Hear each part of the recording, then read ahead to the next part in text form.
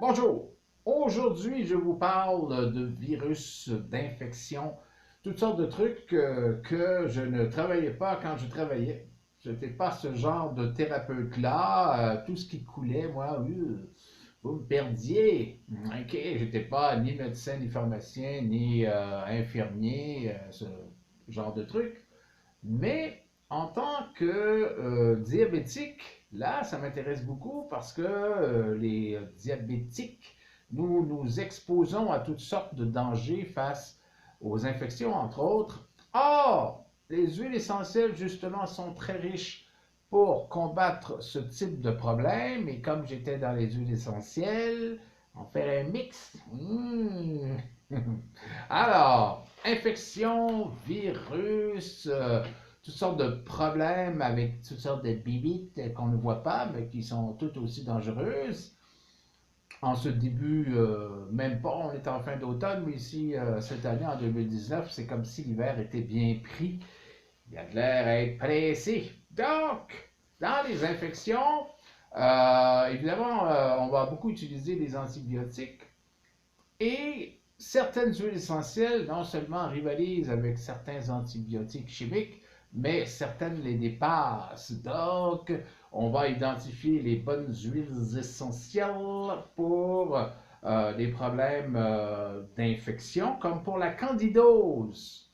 Par exemple, on retrouve le basilic sacré, la girofle et la cannelle. Les cannelles, entre autres, je dis les cannelles parce qu'il y a la cannelle de Chine et la cannelle de Ceylan, qui est un degré supérieur à la cannelle de Chine, mais déjà la cannelle de Chine combat beaucoup d'infections et pour un diabétique, améliore le glucose dans le sang. C'est-à-dire que c'est un plus pour les diabétiques. Il y a aussi l'ail. Aïe, l'huile essentielle d'ail qui combat une infection, une molécule, un virus qui s'appelle le trichopiton. Méchant, méchant nom. Bon. Et l'ail, c'est assez fort. Déjà, l'ail, c'est fort. Imaginez une huile essentielle d'ail. Par contre, on sait où vous êtes dans la maison. Ça dégage.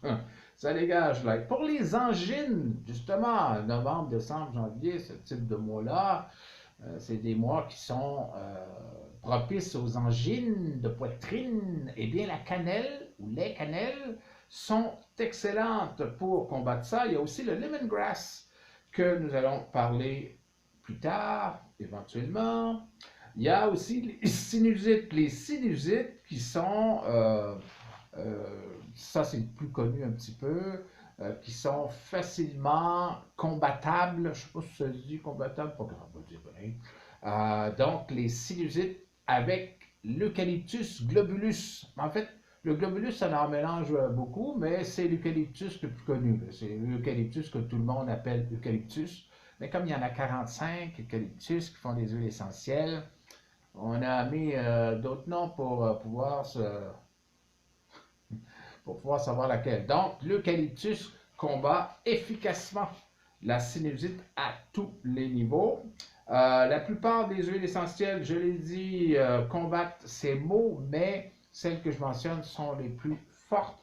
Le benjoin, l'huile essentielle de benjoin combat les problèmes respiratoires. La bergamote, le bois de rose, l'épinette noire sont des antifongiques, antibiotiques et anti-infections, évidemment.